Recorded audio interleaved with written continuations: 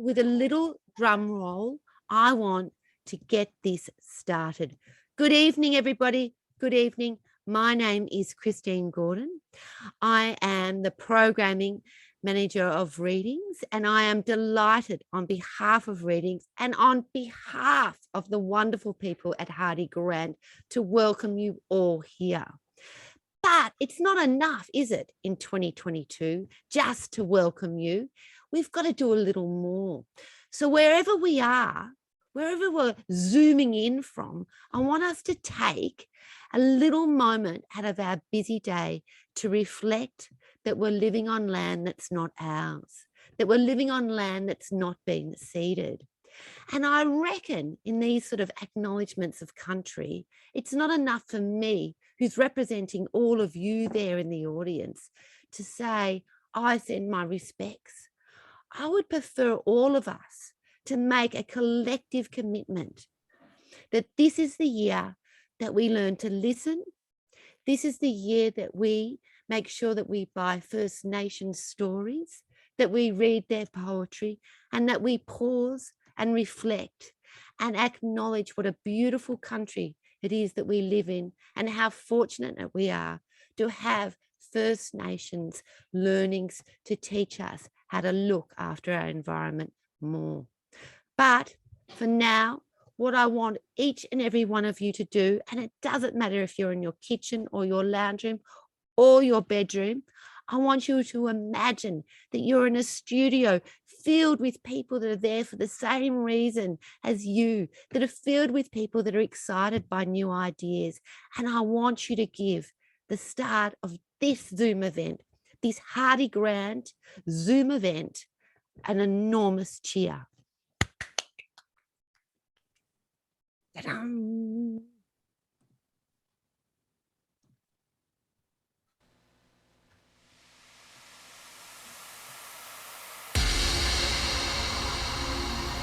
10,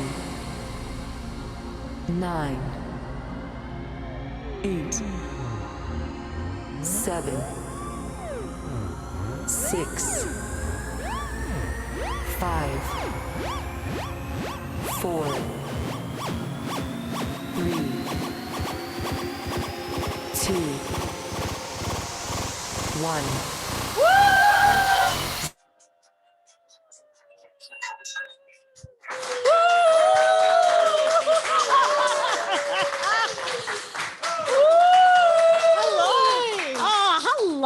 What a small world. What a small world. Fancy meeting you here. Thank you to our studio audience. Golf clap now, please, studio audience. Oh, very good. Welcome to the This Working Life Early Late Show. We wanted to do a late show format, but because we both wake up so early, we thought we'd better call it the Early Late Show. So thank you for joining us to celebrate the book, This Working Life, which we're so happy to share with you tonight. We've got a few things that we wanted to do tonight to share with you. But first, we wanted to share an object that represents us as workers. Mon, what's your object? My object is a rock. It's a little bit random. I do a lot of work outside, as well as in a dark room writing. I'm a forest bathing guide. So I'm outside a lot and I feel really connected to the mountains.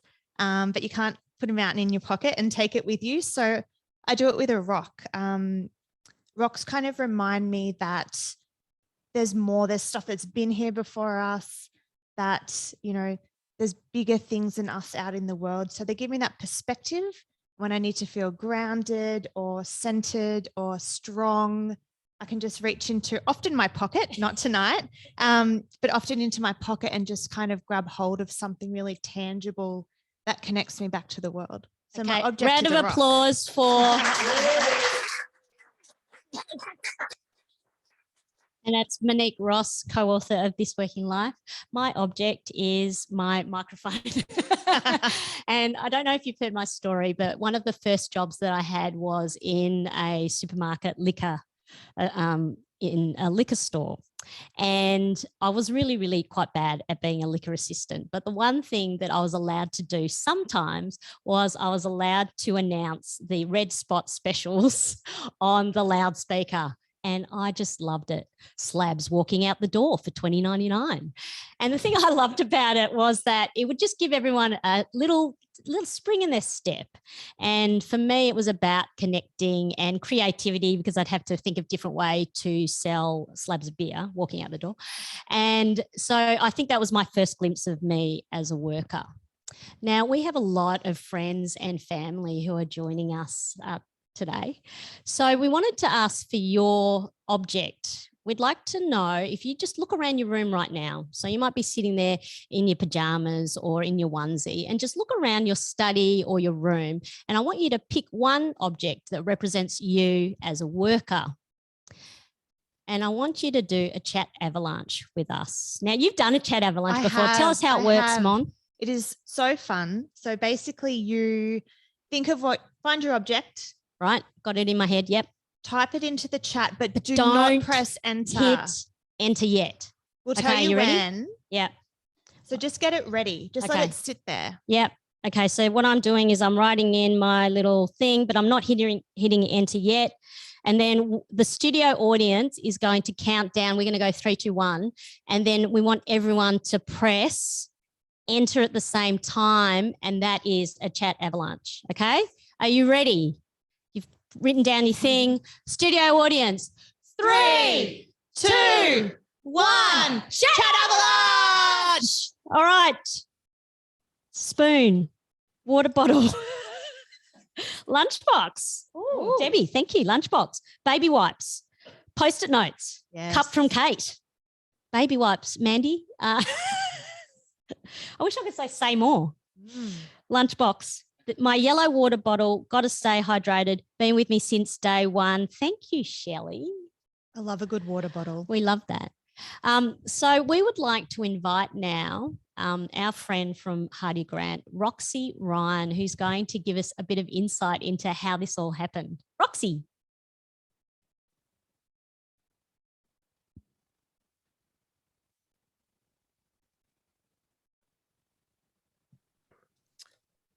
Oh, and by the way, Roxy is also looking after her children at home.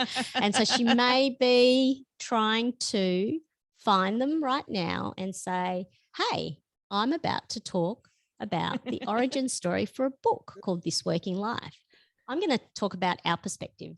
So Arwen Summons, who is our wonderful publisher, she actually contacted me on LinkedIn and she wrote me a little note saying, oh, I love your show. I'd love to create a book. Now, was that Roxy just then?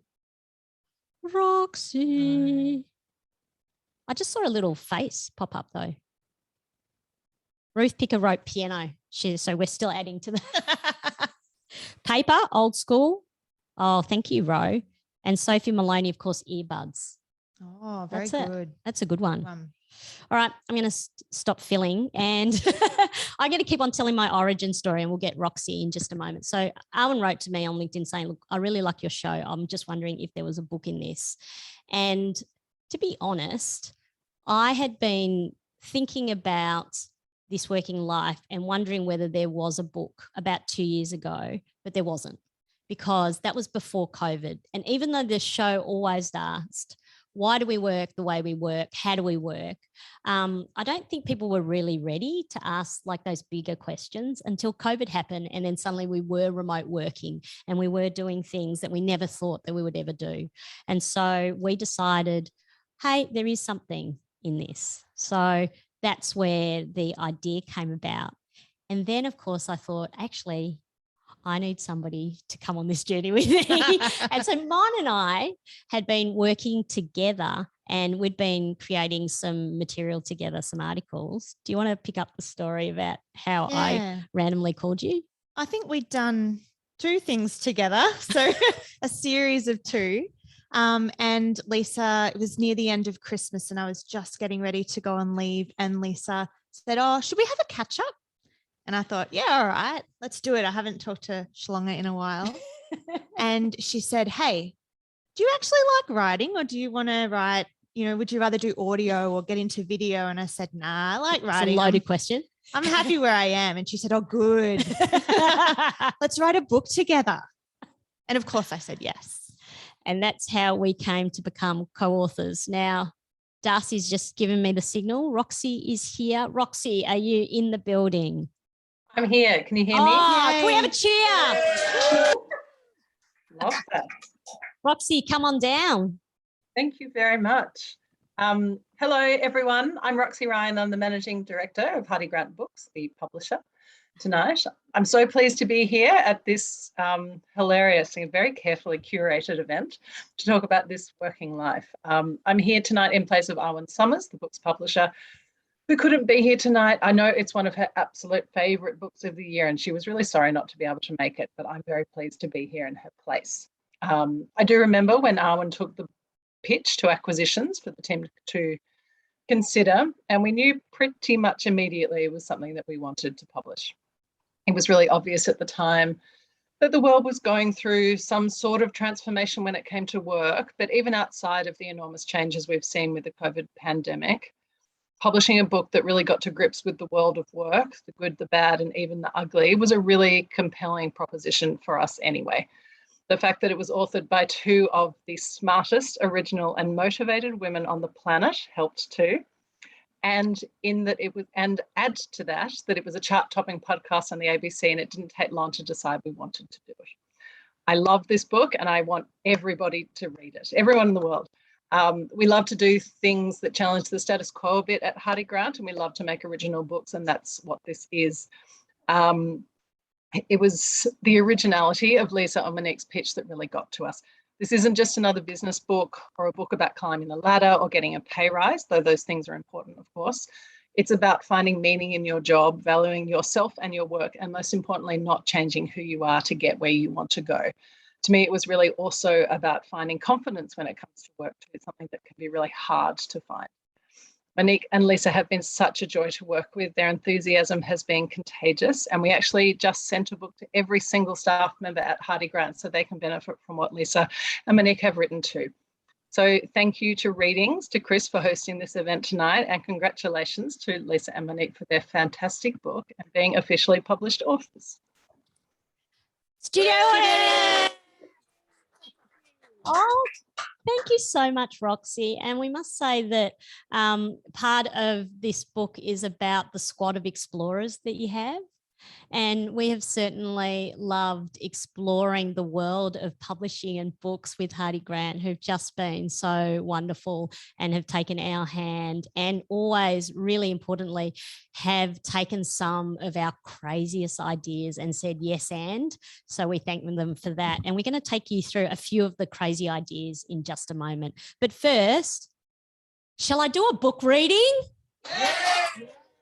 Studio audience says yes. I don't know if anyone else said yes. They don't have much choice. Yeah, that's right. Now, that's when you go, ooh, oh, right. Okay. Well, I'm just going to read 2 pages for you. And then after I read the 2 pages, then you can have a bit of a think about the fact that for Audible, I had to read all of this book and how long it took me. So I'm going to read 2 pages from chapter 3, which is, who are you when the on-air light switches off? I think I need an ooh. Hang on, let's do that again. Who are you when the on-air light switches off? Ooh. I've amassed a rather eclectic troupe of all singing, all dancing nicknames over the years. When I worked in London, the tax office incorrectly registered me under the name Lisa Lepong.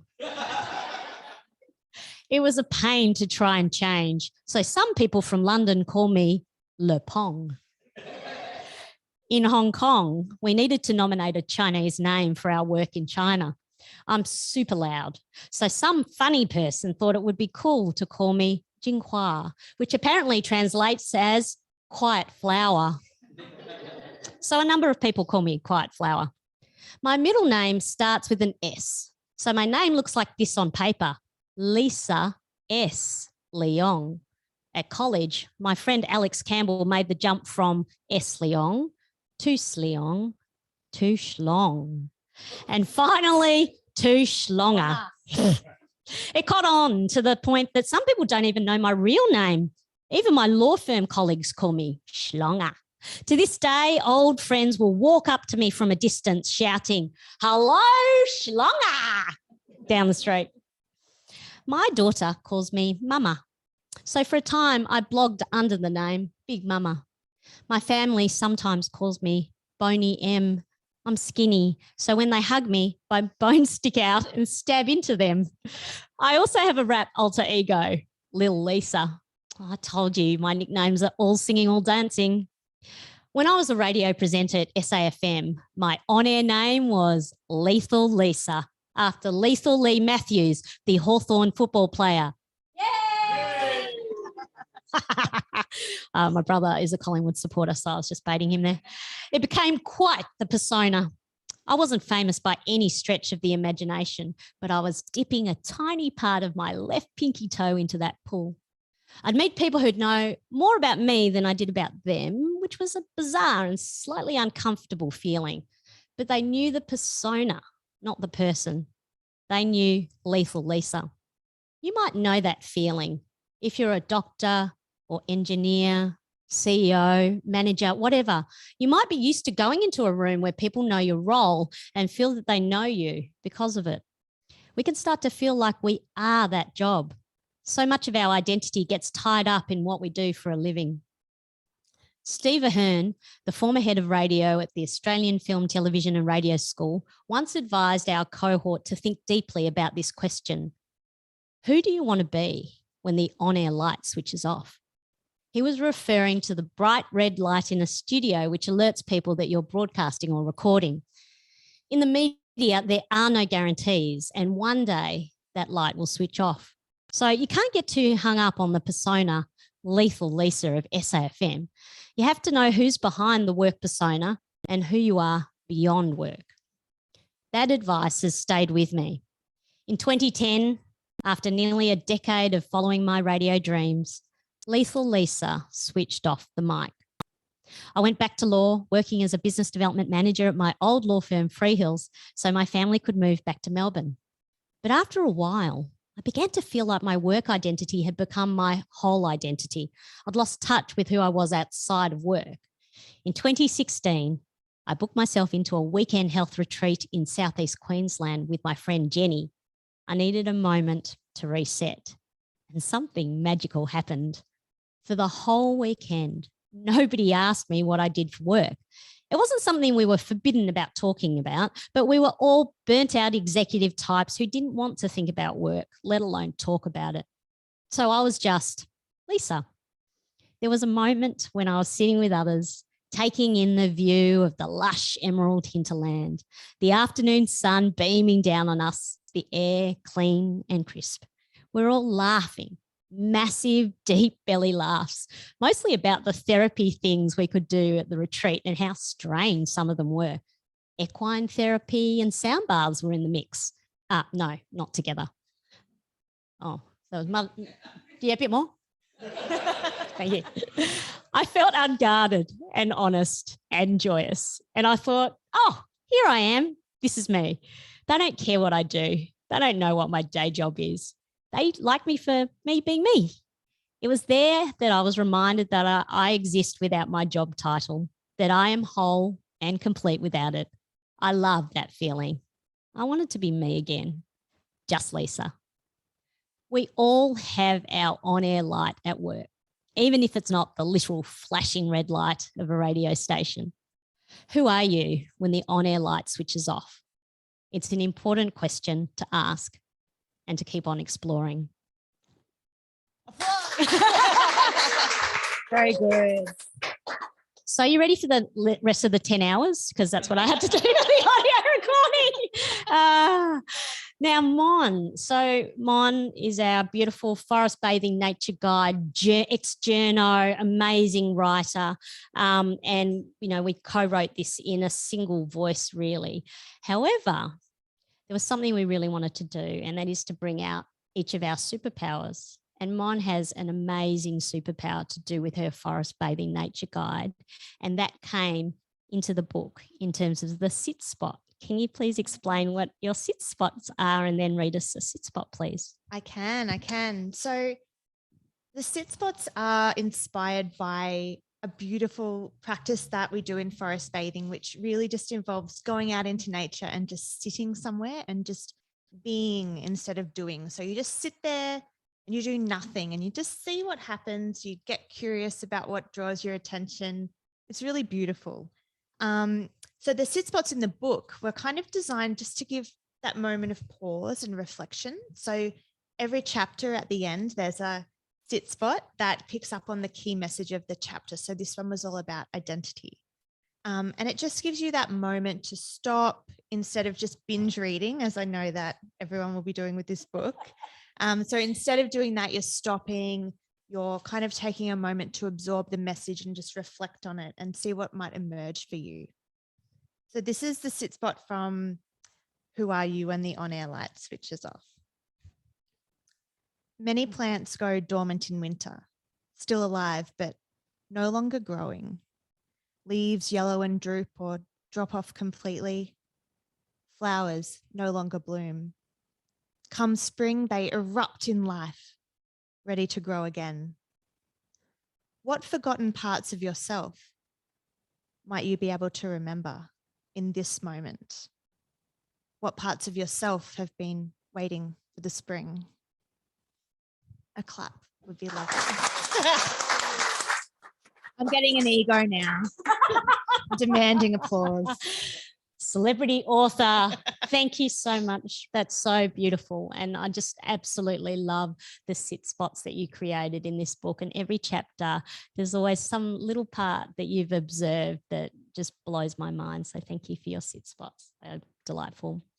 In terms of superpowers, so finding the strengths in others, there's a very special person who joined our squad of explorers, and that is Amy Nelson, who's Little Green. She's a singer-songwriter who is just absolutely divine as a person, and her music is divine. And I first came across her because I was hosting a TEDx event. And it was Eurovision meets Countdown is the way I would describe it.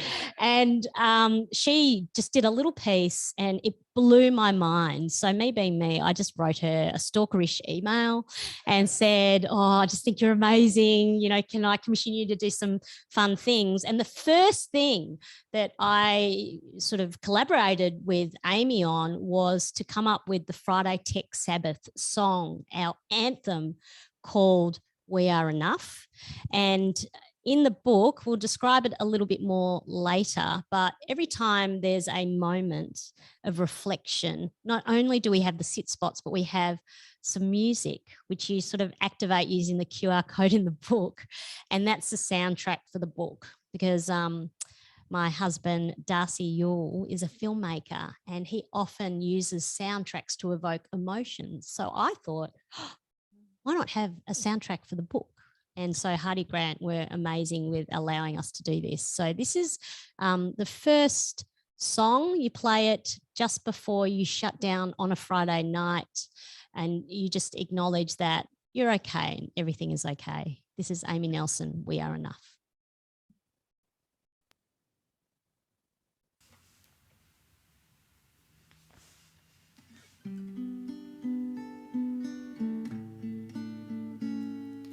Free your mind, it's Friday. Close your eyes and say goodbye to cyber world. Free your mind, it's Friday. Good night to all devices. Maybe it was a tough week, maybe it was good. Maybe nothing went like you thought it would. But tonight it's Friday, so remember, I am enough, you are enough, we are enough. I am enough, you are enough, we are enough. I am enough, you are enough, we are enough. It's time to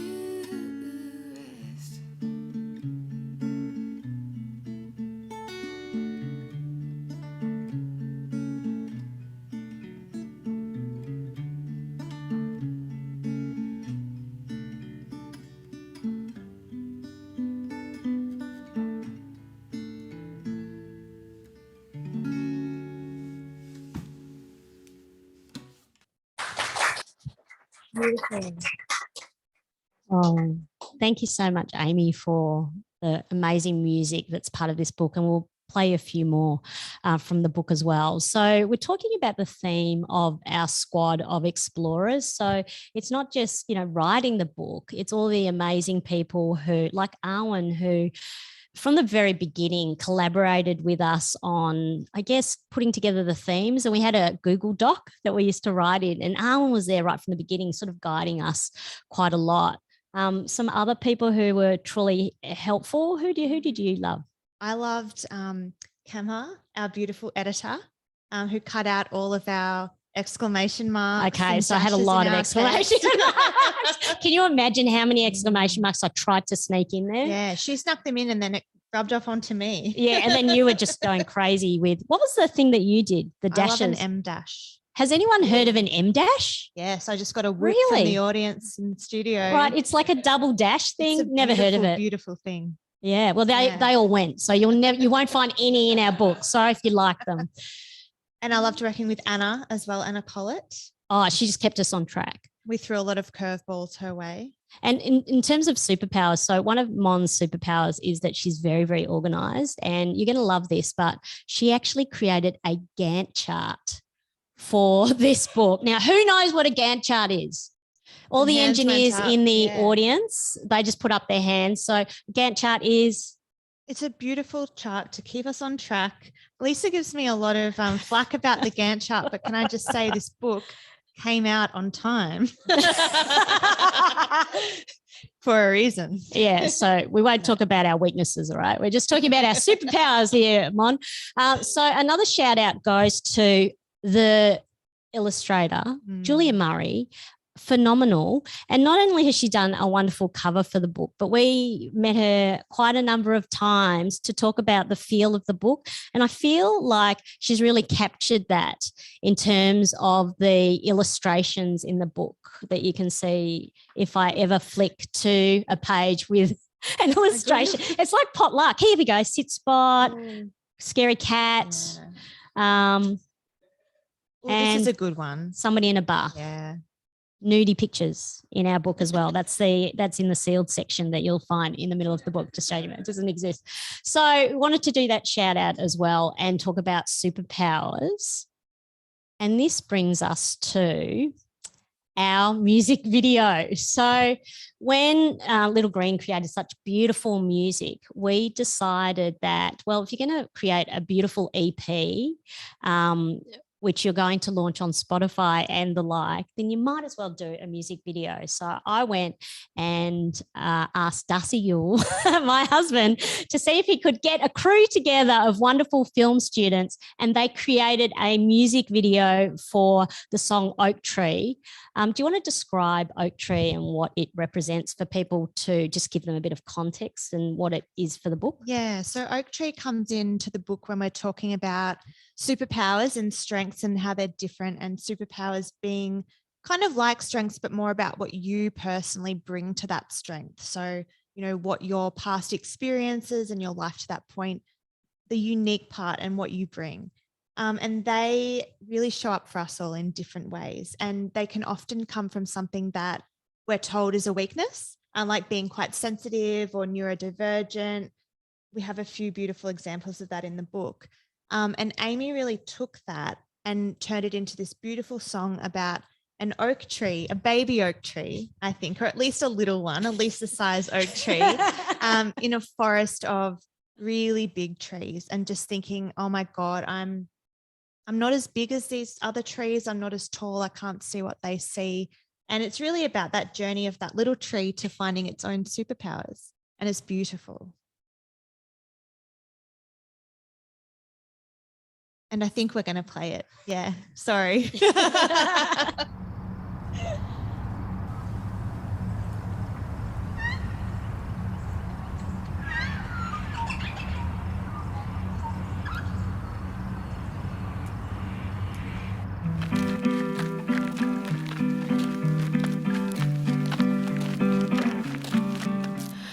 Turning inward to find my roots, facing forward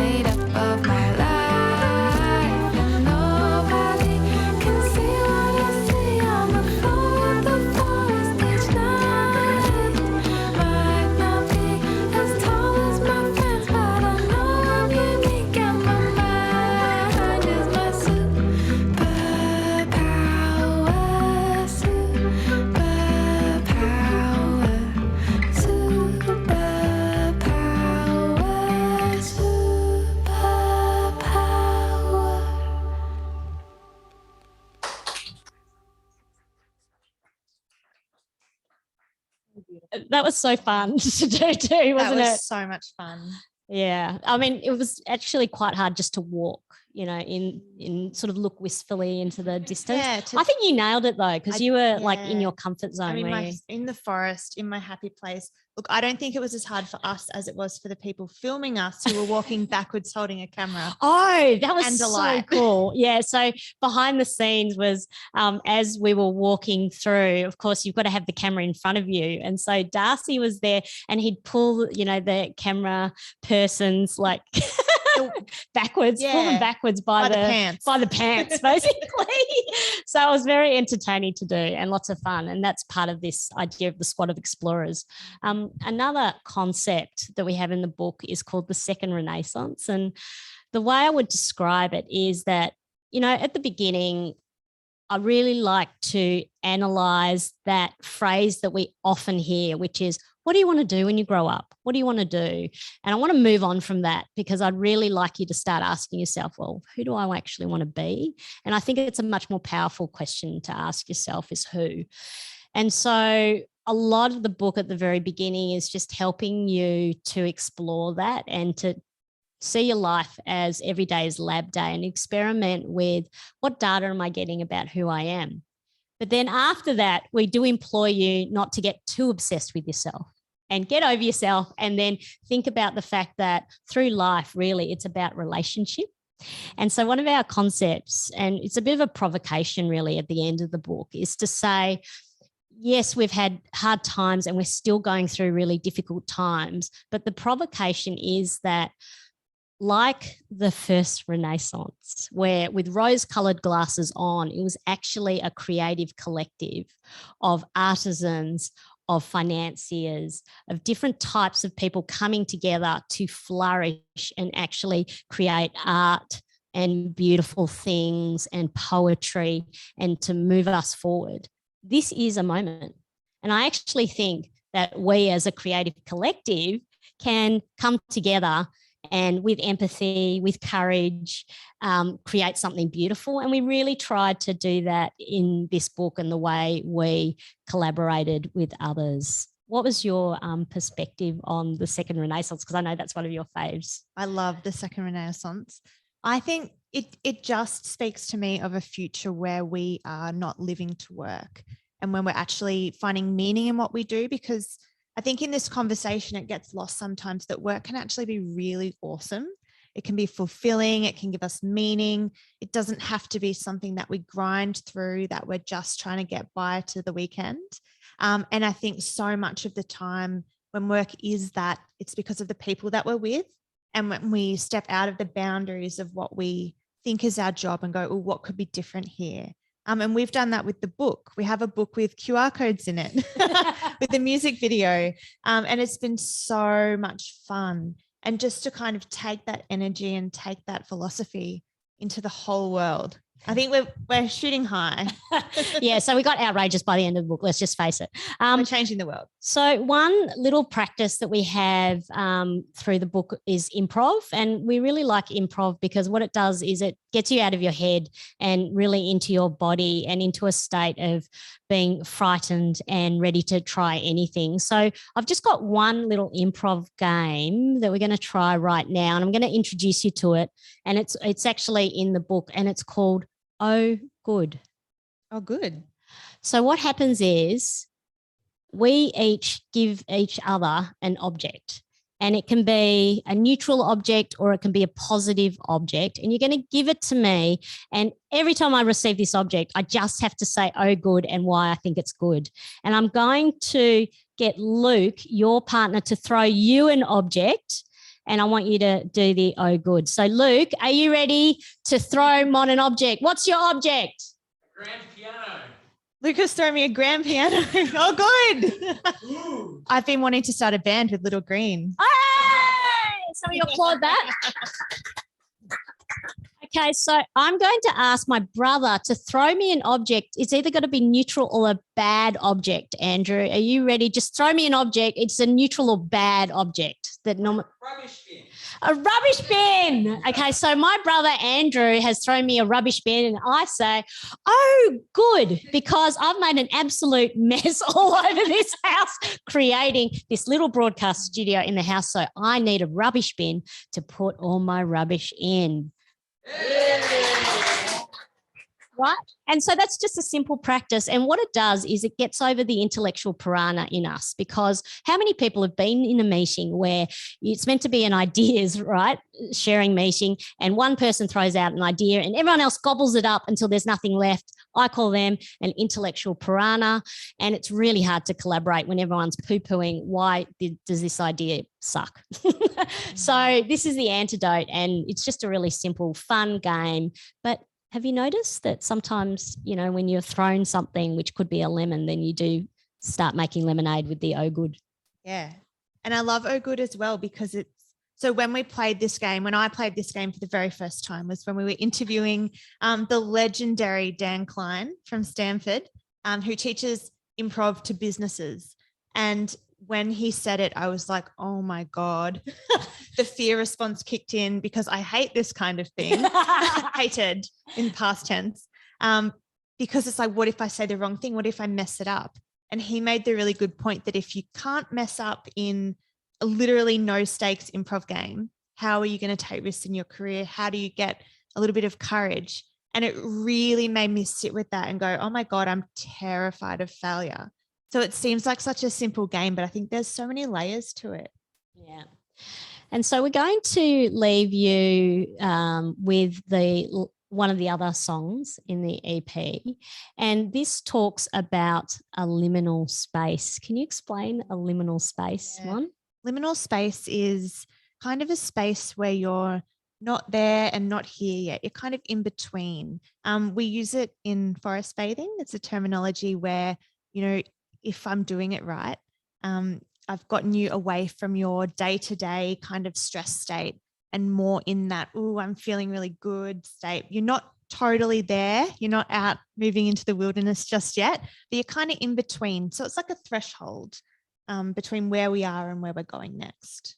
And to be honest, sometimes this liminal space, because it's uncertain, it can feel a little bit strange and uncomfortable.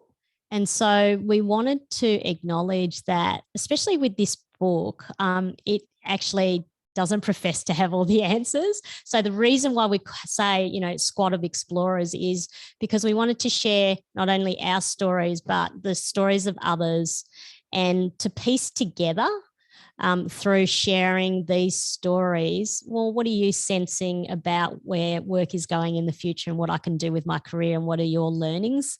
So I guess picking up on that theme of liminal space, of blossoming, and the opportunity to collect more data every day. So if you sort of come in with that mindset of every day is lab day, some days you falter, some days you pick up a project or you do something that you think, actually, I don't really like doing this. I've learned something today. And the piece of data that I picked up is that I will never, ever do a project like that ever again. Then that's a good thing, because in science, and where I got the every day is lab day from, is that you have a hypothesis, you test it, and you don't fail. The experiment fails. So if you pick up that project and it fails, then you've learned something. So we leave you with this. This is another song from the EP, This Working Life, the book, and it's called Between Seasons. And we want to say thank you not only to Little Green, who created this amazing EP, but to Lemon Tree, who is her manager, to Hardie Grant, to Arwen, the whole crew, to our partners, to Darcy and Luke, our families. Yeah. My mum and Craig, who have flown down from Brisbane. And to the amazing host Readings for supporting us in this launch and for letting us do it in our lounge room. Yeah. Thank you so much for coming, and thank you for supporting us, because the people we invited absolutely are our friends and our family, and the people who are really meaningful to us and who have contributed to this book. So thank you so much. Thanks, studio audience. Thank you. This is Between Seasons.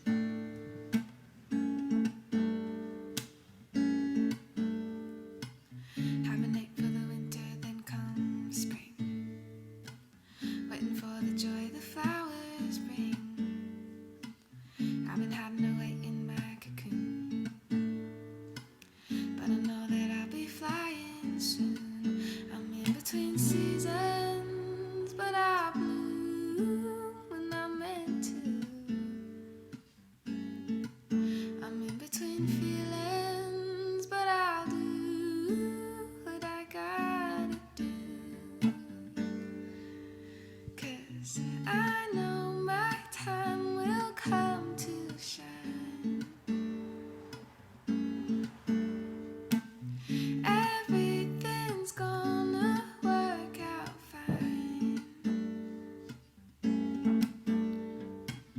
I know my time will come to rise. Let go, let come, my spirit's high. Navigate through the wild stormy seas.